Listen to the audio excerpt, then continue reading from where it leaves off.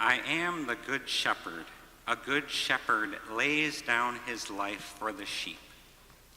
First, I have to ask, do any of you have sheep in your yard right now? Okay. So Jesus often spoke in ways that people can relate to, but I fear shepherding is an image that is at least distant for me. And so I had to go to a trustworthy source like Wikipedia and learn more about shepherding in Jesus' time. And so some things I found out was that it was a very humble profession. And so often it was the people who could do no other work for the family who were sent off to be shepherds. And they were gone for long periods of time and went from pasture to pasture. And it possibly seemed like the people that they left behind didn't mind that they were gone for a long time. So these shepherds, they had an important task. They looked after the flock. They made sure that you didn't lose any sheep, and also protected the flock from predators like wolves. So with all of this about shepherding, it's interesting that Jesus tells us that he is the good shepherd. In the gospel, it compared a good shepherd to a hired hand, and that this hired hand, when a predator would come, would run away, whereas the shepherd would stay.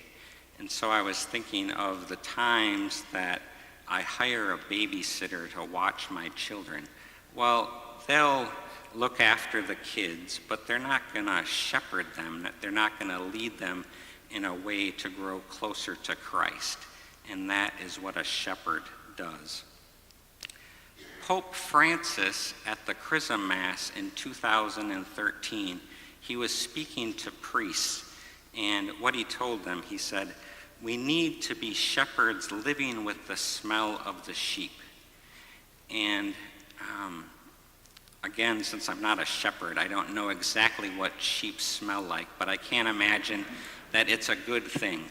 So Pope Francis is telling the priest to go out to maybe the smelly areas, so the prisons, the poor, anywhere in the world that there's brokenness, that we need to go there.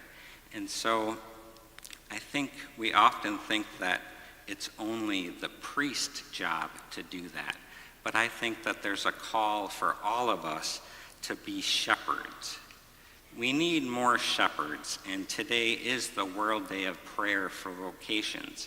And so definitely we need to pray for more priests, more deacons, more religious. But I would invite you too to think about the fact that we have this ministerial priesthood that Father Richard is a part of, ordained into that, but also there's this priesthood of the common faithful. And so everyone who was baptized is part of this priest, prophet, and king. And as part of that, I think all of us are called to be shepherds. And so I'm not going to give you an entire pasture to take care of. I'm asking you simply to look at the people in your pew, and so to be the shepherd of the people in your pew. And so that means that you know them by name. So Jesus knew his sheep, and the sheep knew their shepherd. So you've got to know the people by name if you're going to care for them. And then also you're going to notice when they're not there, because that's another thing that a shepherd would do. The strongest quality that I heard in today's gospel about what a shepherd does is to lay down one's life for the sheep. And an example of that would be a Franciscan priest, Maximilian Kolbe.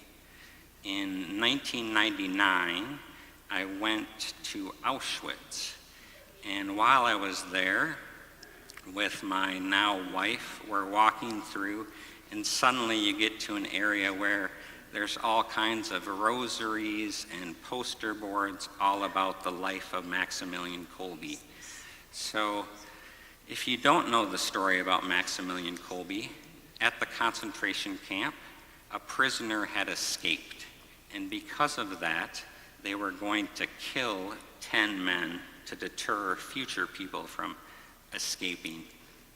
So the men were lined up in the hot sun, and the guards were randomly choosing people to die. And one of the men who was chosen, he cried out, "My wife, my children, who will take care of them?" And Father Maximilian Kolbe, he said, "I will take the place of this man with the wife and children." What's most remarkable about the story is that when Maximilian Kolbe was canonized, the man whose life was saved was actually at the canonization. This is an example of a man who laid down his life for his sheep. My wife and I were very impressed by this selflessness that he showed, and that's why we named our oldest son Maximilian, after Maximilian Kolbe.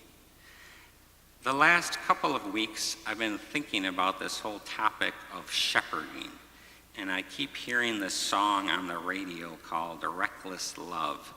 And in it, there's this line, it says, it's talking about God's love, and it says, "Chases me down, fights till I am found, leaves the 99. And I just think it applies to everyone else in the pew. It applies to our neighbors who live across the street. It applies to all of Bloomington, that we need to know people so that if they have drifted from the flock, we can chase them down. We can go after and fight for them to bring them back. And it might even be leaving all the other sheep, leaving the 99 to go after that one to bring them back to the flock. As shepherds, that is what we are called to do. I am the good shepherd. A good shepherd lays down his life for the sheep.